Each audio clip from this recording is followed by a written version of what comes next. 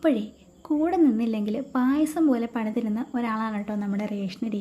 ഇതിൻ്റെ കൂടെ കോമ്പിനേഷനായിട്ട് നല്ല അടിപൊളി മീൻകറിയും സാമ്പാറും ഒക്കെയാണ് എല്ലാവരും കഴിക്കാറ്. പക്ഷെ ഞാനിന്ന് അതൊന്നും അല്ല കേട്ടോ ഉണ്ടാക്കുന്നത്. എൻ്റെ ഫേവറേറ്റ് ഐറ്റമായ നമ്മുടെ ബീറ്റ്റൂട്ട് മെഴുക്ക് പുരട്ടിയാണ് കേട്ടോ.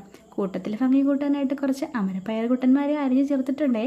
അങ്ങനെ മെഴുക്ക് പുരട്ടി ആക്കാനായിട്ട് നമ്മുടെ കറിവേപ്പിലയും ഉപ്പും ഒക്കെ ചേർത്ത് കടുക് താളിച്ച് മെഴുക്ക് പുരട്ടി അതിലിട്ട് കേട്ടോ. തോരനൊക്കെ ആക്കുന്നതിനെക്കാട്ടിലും എനിക്ക് ഏറ്റവും ഇഷ്ടം എന്താ ഇതേപോലെ മെഴുക്ക് പുരട്ടാനാണ്. അങ്ങനെ തീർത്തതിന് ശേഷം പെട്ടെന്ന് ഓടിപ്പോയി ഒരു വാഴയില മുറിച്ചിട്ട് വന്നു കേട്ടോ. മൂക്കാത്ത ഇല ആയതുകൊണ്ട് തന്നെയാണ് ഇതിങ്ങനെ ചുരുണ്ടൊക്കെ കിടക്കുന്നത്. അങ്ങനെ പായസം പോലുള്ള ചോറല്ല, പയറ് പോലുള്ള ചോറൊക്കെ രാവിലെ അതിനുമേൽ വിളമ്പി നമ്മുടെ തേങ്ങാ ചമ്മന്തി കുട്ടനെ വെച്ചു.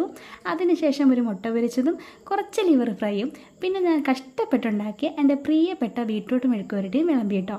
അപ്പോൾ ഇന്ന് ഇതൊക്കെയാണ് കൊണ്ടുപോയത്. ഇഷ്ടമായ ലൈക്ക് ചെയ്യണം, പിന്നെ ചാനൽ സബ്സ്ക്രൈബ് ചെയ്യാൻ മറക്കരുതേ.